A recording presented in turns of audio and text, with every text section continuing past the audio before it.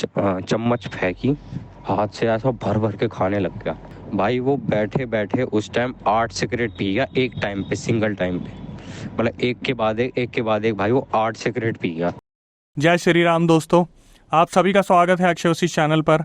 इस चैनल पर मैं अक्षय वशिष्ठ आपको ऐसे पैरानॉर्मल इंसिडेंट और एक्टिविटीज़ के बारे में बताता हूं जो कि हमारे फॉलोवर और सब्सक्राइबर हमारे साथ शेयर करते हैं। इंस्टाग्राम आईडी, जीमेल आईडी और अब एक ऐसा फ़ोन नंबर जो कि आप स्क्रीन पे देख सकते हैं। तो कभी आपके साथ कोई पैरानॉर्मल इंसिडेंट हुआ हो, आप उसे रिकॉर्ड करके भेज सकते हैं।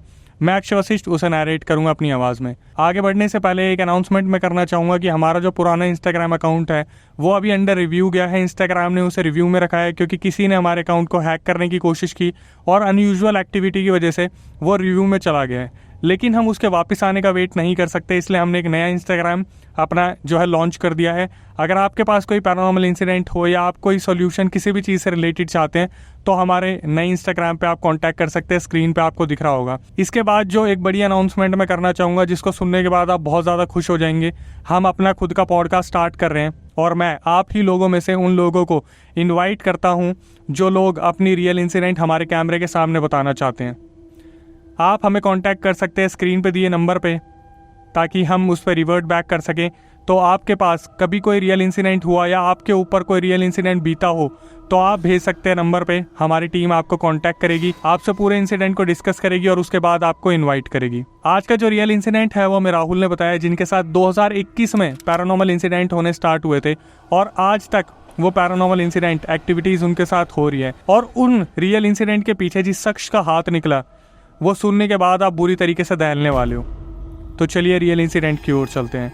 राहुल ने बताया कि भाई 2021 में मैं 10th क्लास में था और 10th क्लास में मेरे स्कूल में बहुत सारे दोस्त थे।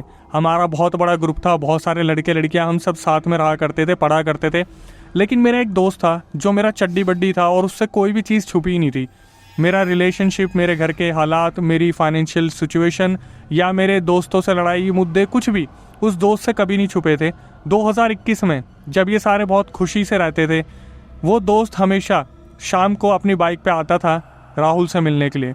एक दिन राहुल बहुत ज़्यादा परेशान था और उनका जब दोस्त उनसे मिलने आया वो बहुत ज़्यादा जल्दबाजी में था और राहुल का वो जो दिन था वो बहुत मनहूस जा रहा था।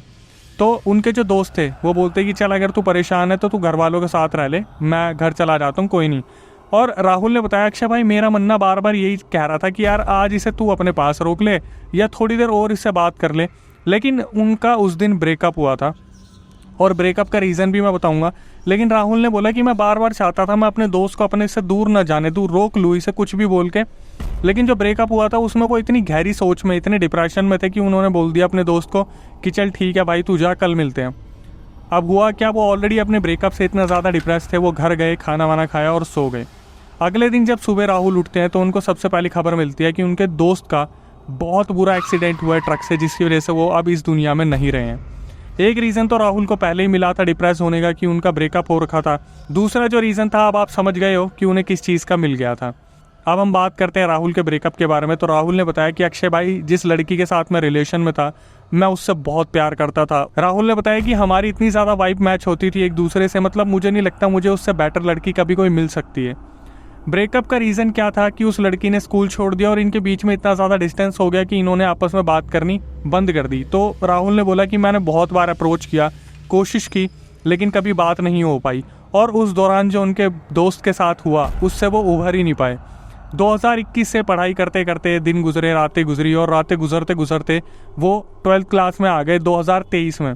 और 2023 में उनके साथ कुछ ऐसे पैरानॉर्मल इंसिडेंट्स हुए जिसको सुनने के बाद आप सोच में पड़ जाएंगे कि कौन अपना है और कौन पराया है। अगर कोई अपना है तो क्या वो आपको इस तरीके से तंग कर सकते हैं। राहुल ने बताया भाई जब मैं 2023 में आ गया, मेरे 12th के बोर्ड एग्जाम सब चीज़ों की मैं तैयारी कर रहा था, लेकिन मेरे ही बर्थडे वाले दिन जैसे 2021 का इतिहास दोबारा पूरा का पूरा मेरी नज़रों के सामने रिपीट हो गया। उन्होंने बताया नजफगढ़ में दिल्ली गेट के वहाँ पर वो अपने दोस्तों के साथ अपने बर्थडे वाले दिन बाइक पे जा रहे थे। जब वो अकेले थे, कुछ सामान लेके आ रहे थे, उनका बाइक का टायर स्लिप हो गया और उनका इतना बुरा एक्सीडेंट हुआ जैसे ऐसा लग रहा था उनकी बाइक को पीछे से किसी ने पूरा हिला के फेंक दिया हो। राहुल ने बताया कि उनका इतना बुरा एक्सीडेंट हुआ कि उनकी आधी बॉडी बुरी तरीके से छिल गई। उनको ये चीज़ समझ ही नहीं आई कि हुआ क्या। 2 हफ्ते लगे उन्हें बेड से खड़े होने में, इतना बुरा एक्सीडेंट उनका हुआ था। उसके बाद 2023 में धीरे धीरे हालात बिगड़ने स्टार्ट हुए और राहुल के जो पापा थे उनकी जॉब चली गई। कोई रीज़न नहीं था, ऐसा लग रहा था जैसे कंपनी ने बिना रीज़न के उन्हें निकाल दिया। उसी साल उनकी मम्मी का हाथ फ्रैक्चर हो गया। 2023 उनके लिए इतना मनहूस था। पहले ही वो अपनी गर्लफ्रेंड की यादों से बाहर नहीं आ पा रहे थे, दोस्त के गम से बाहर नहीं आ पा रहे थे। उन्होंने कैसे न कैसे 2 साल निकाले थे कोविड के। उसके बाद जो सिचुएशन हो रही थी वो और भी ज़्यादा वर्स्ट हो रही थी। लेकिन उन्हें ये नहीं मालूम था ये तो किसी बहुत ही बड़े तूफान की जस्ट शुरुआत होने जा रही थी। 2023 भी कैसे न कैसे राहुल ने परेशानियों में निकाल लिया और 2024 आ गया। 2024 में एग्ज़ाम निकालने के बाद राहुल के घर वालों ने इनिशिएटिव लिया और उसे बोला कि तू एक काम कर, कहीं बाहर घूमने जा, तू कुछ सालों से बहुत ज़्यादा डिप्रेस चल रहा है और हमें लगता है कि तेरे को बाहर घूमने की ज़रूरत है। शायद ये राहुल के घर वालों का एक बहुत ही ज़्यादा बुरा डिसीज़न था जो शायद राहुल के ऊपर बहुत ही ज़्यादा भारी पड़ने वाला था। एग्ज़ाम ख़त्म करने के बाद अपने घर वालों के बोलने पर राहुल सबसे पहले अपने एक कज़न ब्रदर के घर पे जाते हैं जो कि गाज़ियाबाद में रहते हैं। गाज़ियाबाद में उनके ब्रदर ने एक फ्लैट ले रखा था जिसमें 2 दोस्त उनके रहते थे कंपनी के, लेकिन एक दोस्त अपने घर गया हुआ था। तो उनके जो ब्रदर थे राहुल के, उन्होंने गाज़ियाबाद में मिलने के लिए बुलाया था। अब गाज़ियाबाद के बाद भी वो और जगह जाने वाले थे, लेकिन गाज़ियाबाद जब ये लोग पहुंचे तो राहुल ने बताया कि जो 2 दोस्त थे उनमें से एक तो अपने घर गया हुआ था और जो दूसरा दोस्त था भाई वो बहुत जमकर पूजा पाठ किया करता था। मतलब जब राहुल वहाँ पहुंचे तो वो हनुमान जी का पाठ कर रहे थे। राहुल हालांकि सिर्फ वहाँ पर एक रात रुके और सुबह वो और उनके ब्रदर आगरा की ओर निकल गए अपने दूसरे रिलेटिव्स के पास। राहुल ने बताया कि मैं आगरा गया अपने भाई के साथ अपने रिलेटिव्स के यहाँ पे, और राहुल ने बताया कि मैं और मेरा भाई रात को एक अलग कमरे में सो रहे थे। हमने काफ़ी हंसी मजाक करा, कुछ मोबाइल पे गेम्स वगैरह खेले। तो राहुल ने बताया कि हम दोनों सो रहे थे और मैं जिस पोजीशन में सो रहा था मेरे सामने एक खिड़की थी और उसकी तरफ से एक बहुत ओपन एरिया था। राहुल ने बताया भाई बात होगी 2 से 3 के बीच की रात की, मेरी अचानक से आँख खुलती है और मुझे दिखता है कि सामने खिड़की की तरफ से कोई एंटिटी भागी भागी आ रही है और सीधा वो मेरे ऊपर कूदी और मेरे अंदर घुस गई। राहुल ने बताया मैं इतनी ज़ोर से चिल्लाया कि मेरे बगल में जो भाई सो रहा था वो बहुत बुरी तरीके से डर गया। वो उठा और राहुल को उन्होंने पूरी तरीके से हिला के पूछा कि क्या हुआ, तू ठीक है? तो राहुल ने बताया कि शायद मैंने कोई बुरा सपना देखा है। लेकिन ये बुरा सपना आप समझ सकते हो कि राहुल को किस तरफ ले जाने वाला था। अब हुआ क्या, आगरा में उन्होंने 1-2 दिन गुजारे। जो रातें थी वो ठीक निकली। उस इंसिडेंट के बाद वापस ये लोग घूमकर गाज़ियाबाद आए जब राहुल को वहाँ से अपना सामान उठा के घर की ओर जाना था। लेकिन हुआ क्या, राहुल जब वहाँ पर पहुँचा अपने भाई के साथ तो कंपनी का वो सिंगल दोस्त जो हनुमान जी का बहुत बड़ा भक्त था वो वहाँ पर बैठा हुआ था और उन्होंने खाने की पूरी व्यवस्था कर रखी थी। उनको पता था कि राहुल और उनके जो भाई है वो आगरा से आ रहे हैं, तो उन्होंने इन दोनों भाइयों के लिए नींबू पानी का जग भर के रखा हुआ था। रात को सोने से पहले जो राहुल के भाई थे उन्हें लस्सी पीने की आदत थी, तो उनके लिए जग भर के लस्सी रखी हुई थी कि बीच बीच में उठ के पीता रहेगा। खाने में पूरा कुकर भर के चावल और पूरी कुकर भर के दाल बनाई थी। अब राहुल ने बताया कि भाई जब हम खाने बैठे तो खाना देखने के बाद राहुल ने बताया कि मेरी आंखें एकदम से ब्लैकआउट हो गई। और राहुल ने बताया कि मैं 1.5 घंटे बाद जगा जब मेरे जो भाई और उनके दोस्त थे जो हनुमान जी के भक्त थे उन्होंने मुझे बताया कि मैंने वहाँ पर क्या क्या किया। राहुल ने बताया जैसे ही उनकी आंखें ब्लैकआउट हुई उन्होंने चम्मच जिससे वो दाल चावल खा रहे थे वो फेंक के मारी और दाल चावल को हाथ में भर भर के खाना शुरू कर दिया। उन्होंने पूरा कुकर चावल और दाल निपटा दी और वो जो दोनों सामने बैठे हुए थे उनके भाई और वो जो दोस्त था हनुमान जी का भक्त, वो दोनों बैठ के देख रहे थे हो क्या रहा है। तो राहुल जो था उनको देखते हुए भागा गया फ्रिज की तरफ। फ्रिज खोला, जो नींबू पानी का जग था एक ही घूंट में उसने पूरा जग ख़त्म कर दिया। उसके बाद वो लस्सी उठाई और लस्सी पूरी की पूरी ख़त्म कर दी और वापस आकर आराम से बेड पे बैठ गया। तो हनुमान जी के जो भक्त थे वो समझ गए थे कि राहुल के साथ कोई चीज़ है जो ऊपरी हवा है। तो वो राहुल के भाई को बोलते हैं कि तू अभी इसे कुछ मत बोलियो, इसे आराम से बैठने दे, मैं इससे बात करता हूँ, मैं पूछता हूँ कि ये कौन है। इतने में जो तीसरा पार्टनर था जो था नहीं वहाँ पर, उसकी एक आदत थी सिगरेट पीने की, तो वो अपने गद्दे के नीचे सिगरेट रखता था और माचिस रखता था। राहुल ने एकदम से हनुमान भक्त जो लड़का था उसे देख के बोला कि सिगरेट दे इधर। तो हनुमान जी का जो भक्त था उनका भाई का दोस्त वो बोलता है कौन सी सिगरेट? बोलता है वो जो गद्दे के नीचे सिगरेट रखी है वो निकाल दे, खिसका के इधर दे। तो वो जो भक्त थे वो एकदम से उठाते, वो दोस्त आगे बढ़ा देते सिगरेट को। राहुल ने बताया कि उन्हें पता चला कि उस रात राहुल ने 1, 2, 3, 4, 5, 6, 7, 8 बैक टू बैक 8 सिगरेट पी। तो वो जो हनुमान जी के भक्त थे, जो उनके भाई के दोस्त थे, उन्होंने पूछा कौन है तू और यहाँ क्या करने आया? तो उसने भारी आवाज़ में जवाब दिया कि मैं इसका दोस्त हूँ और मैं इसके साथ पिछले 1 साल से हूँ। मतलब 2023 से वो जो दोस्त था जो 2021 में गुजरा था वो राहुल के साथ था। तो उन्होंने पूछा कि अब तू क्या चाहता है और तू इतना खाना खा गया, कब से भूखा है तू? तुम फिर उसी आवाज़ में आता है 2 दिन से भूखा था मैं, 2 दिन से कुछ खाया नहीं था मैंने और मैं इसी के लिए आया हूँ यहाँ पर। तो वो पूछते कि इसके लिए आया मतलब? तो वो अचानक से जेब से फ़ोन निकालते हैं, एक लड़की की फ़ोटो दिखाते हैं और बोलते कि इससे शादी करवा दो इसकी जितनी जल्दी हो सके, वरना मैं इस राहुल को अपने साथ लेके चला जाऊँगा। अगर ये मेरा दोस्त नहीं होता ना, अभी तक तो फ़ोटो टांग देनी थी दीवार पे इसकी।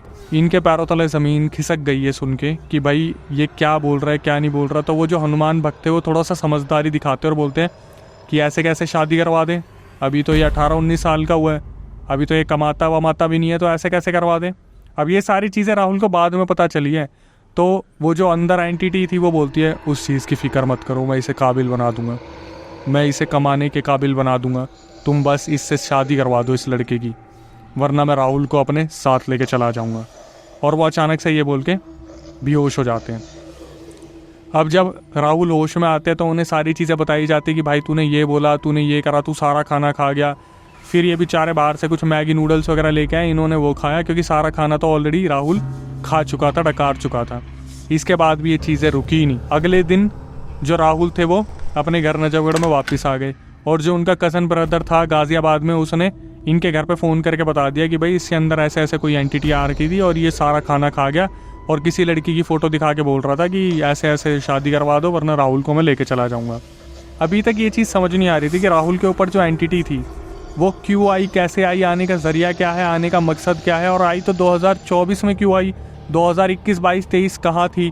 और अगर 2023 में आई तो उनके जो एक्सीडेंट हुआ, घर में जो सिचुएशंस हुई, क्या वो इस एंटिटी की लाई गई थी? ये एक बहुत बड़ा क्वेश्चन मार्क था जिसका तो जवाब राहुल को भी चाहिए था और उसके घर वालों को भी चाहिए था।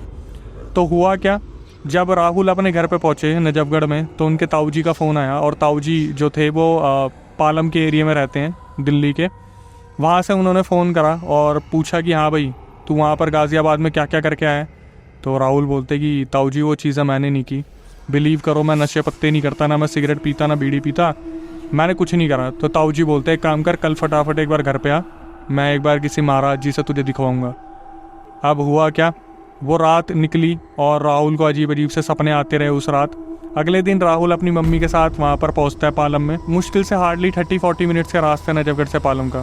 पहुँचने के बाद उनकी मम्मी बोलती कि बेटा मेरे को घर पे तेरे पापा वगैरह का खाना भी बनाना है, तू ताऊ जी के पास रुकेगा, चल रहा है मेरे साथ। तो राहुल बोलते कि मुझे ताऊ जी के साथ रुकना है, मैं 1-1.5 घंटे में आ जाऊँगा, आप चले जाओ। तो राहुल की मम्मी चली जाती है और राहुल के जो ताऊ जी थे वो आराम से बैठे हुए थे, खाने की व्यवस्था हो रही थी और वो राहुल की तरफ ही देख रहे थे।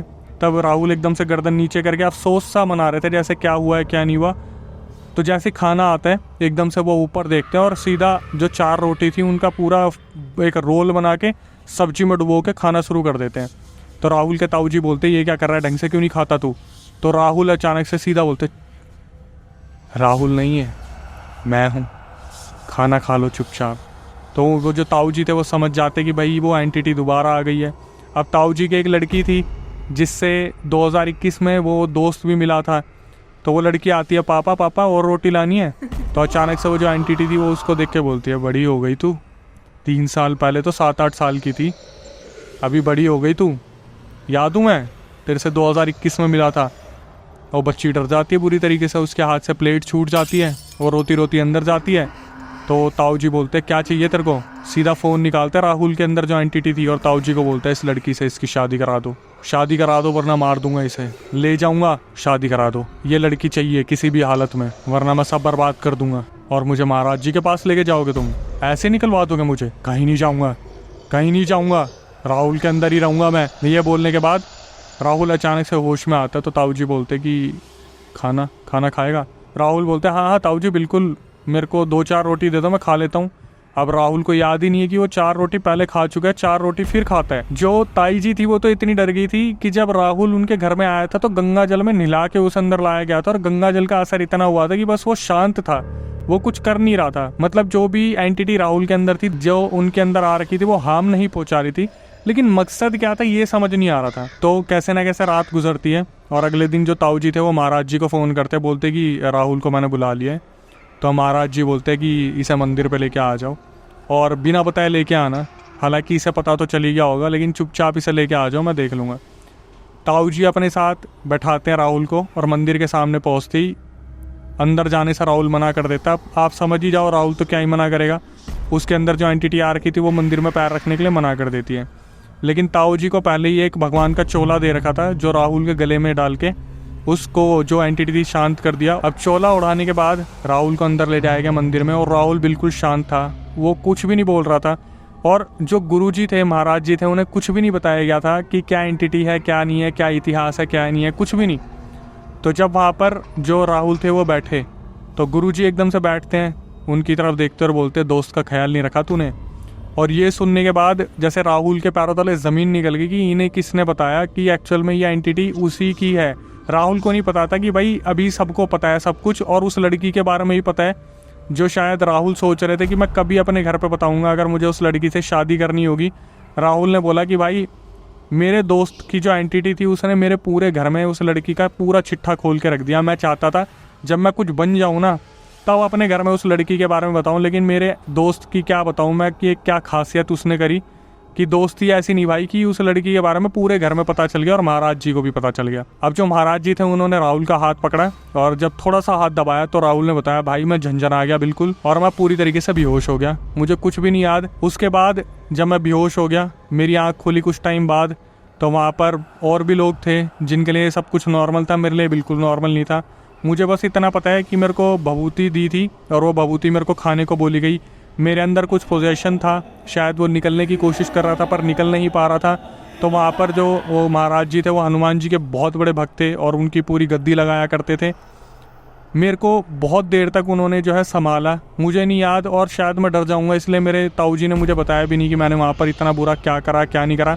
बस मुझे इतना पता है जब मैं उठा था तो मैं बिल्कुल ठीक हो रखा था, और मुझे इलाज बताया गया कि कम से कम 1 से 1.5 महीने मुझे वो भभूति शहद के साथ ग्रहण करनी है, और मुझे कुछ भी बाहर का नहीं खाना, कुछ भी फालतू नहीं खाना। नॉनवेज तो मैं वैसे भी नहीं खाता, और मैं बाहर खा भी नहीं सकता, ना ही मैं ड्रिंक कर सकता। बस मुझे इतना पता है कि मेरा दोस्त था जो मेरे अंदर आ रखा था, और मेरा दोस्त बस ये चाहता था कि मेरी उस लड़की से शादी हो जाए जिससे मेरा ब्रेकअप हुआ था। बस राहुल ने, मैंने जब उसे कॉल की तो मेरे पूछने पर उसने एक चीज़ बताई। महाराज जी ने उस एंटिटी से पूछा था कि भाई तूने 2023 में इनका इतना लॉस क्यों कराया, कि तूने एक्सीडेंट करवा दिया इस लड़के का, मम्मी का हाथ तुड़वा दिया, पापा की नौकरी छुड़वा दी। तो उस एंटिटी ने मंदिर में बैठे बैठे निकलने से पहले ये बात बोली थी, जो उनके दोस्त थे उन्होंने ये बोला था कि 2023 में जो भी हुआ उसमें मेरा कोई भी हाथ नहीं था, क्योंकि 2024 की होली के बाद मैं इसके शरीर में आया हूँ, उससे पहले तो मैं इसको ढूंढता ही रहा, मेरे दायरे में ये कभी आया ही नहीं। तो महाराज जी ने बोला मतलब? तो उसने बोला कि जहाँ पर मेरा एक्सीडेंट हुआ था, जहाँ पर मेरी मृत्यु हुई थी, मैं वहीं पे बैठा रहता था और इसका इंतज़ार करता था। होली के बाद ये किसी काम से उस दायरे में आया जब मैंने इसको टेक ओवर कर लिया। और उसने, एंटिटी ने ये भी बताया कि मैं आया हूँ और मैं चला भी जाता, बस मैं ये चाहता था कि मेरा दोस्त जिससे प्यार करता है, बस मैं अपने दोस्त की उससे शादी करवा दूँ, क्योंकि मेरे मुश्किल वक्त में राहुल ने मेरे को बहुत सपोर्ट किया, मेरी बहुत हेल्प की, फाइनेंशियली मेरे को हर तरीके से मदद की थी। तो मैं बस ये चाहता था मैं किसी तरीके से मरने के बाद या ज़िंदा इसके काम आ जाऊं, और मरने के बाद मैं इसी तरीके से इसके काम आ रहा था। और उस एंटिटी ने महाराज जी के हाथ जोड़े और बोला कि ये उस लड़की से बहुत प्यार करता है, हो सके तो आगे जाके इसकी शादी करवा देना। और ये बोलकर वो जो एंटिटी थी वो फ्री हो गई। एट दी एंड जब मैंने राहुल से बात करी कॉल पे, तो राहुल ने मुझे बताया कि भाई मेरा दोस्त मेरे लिए कभी बुरा नहीं चाहता था। वो जो 2023 में हुआ, राहुल ने बोला कि मेरा दोस्त पक्का स्वर्ग जा चुका है, और वो वहाँ से भी देख के मुस्कुरा रहा होगा और यही चाहता होगा कि मेरी उस लड़की से शादी हो जाए। बस वो बार बार हंस रहे थे और यही बोल रहे थे कि कमीने ने जाने से पहले बस इतना कर दिया कि जो राज था वो मेरी पूरी फैमिली के सामने खोल के रख दिया, कि 3 साल बाद मैं बताना चाहता था अपने पैरों पे स्टैंड लेके कि मैं उस लड़की से शादी करना चाहता हूँ, लेकिन मेरे दोस्त ने मेरे अंदर पोजेशन ला के मेरे मुंह से सब कुछ निकलवा दिया और उस लड़की की फ़ोटो भी दिखा दी। तो आगे आके मैं यही कहना चाहूँगा, जो इंस्टाग्राम यूट्यूब को आप प्यार दे रहे हैं, इंस्टाग्राम को, नए वाले को अभी आपको बहुत प्यार देना है, क्योंकि हम फिर दोबारा शुरुआत करें। लेकिन मेरे को कोई अफसोस नहीं है, जब मेरे पास आप जैसी ऑडियंस है, आप जैसा प्यार करने वाली दिलदार ऑडियंस है, तो मुझे किस बात की डर है। जो कमेंट्स आप करते हैं वो हमारे लिए मोटिवेशन होता है। कमेंट्स को इसी तरीके से बना के रखिए। कभी आपके साथ कोई पैरानॉर्मल इंसिडेंट हुआ हो तो आप उसे रिकॉर्ड करके हमारे व्हाट्सअप नंबर पर भेज सकते हैं, जो कि आप स्क्रीन पर देख सकते हैं। और आखिरी में यही कहूँगा, अगर आपको ये वीडियो अच्छी लगी हो, हमारे चैनल की वीडियोस अच्छी लगती हैं, तो इन्हें शेयर कीजिए। न्यू व्यूअर्स से मेरी रिक्वेस्ट है कि चैनल को सब्सक्राइब कर लें, बेल नोटिफिकेशन ऑन कर लें, ताकि सबसे पहली वीडियो आपके पास आए। और आखिरी में आके यही कहना चाहूँगा, नई वीडियो आने तक stay tune with the channel. उन्होंने उससे पूछा था कि तूने अभी तक इसको नुकसान क्यों नहीं पहुंचाया कुछ। कह रहा है ये मेरा दोस्त है, मैं बस इसलिए रुका हुआ हूँ, वरना मैं इसको कब तक अपने साथ ले जाता। इसने मेरे साथ मतलब बहुत अच्छे काम करे थे जब मैं ज़िंदा था, मेरा बहुत सपोर्ट करा था, इसलिए मैं रुका हुआ हूँ। नहीं तो अभी तक मैं इसकी फ़ोटो टांग चुका होता तुम्हारे घर में।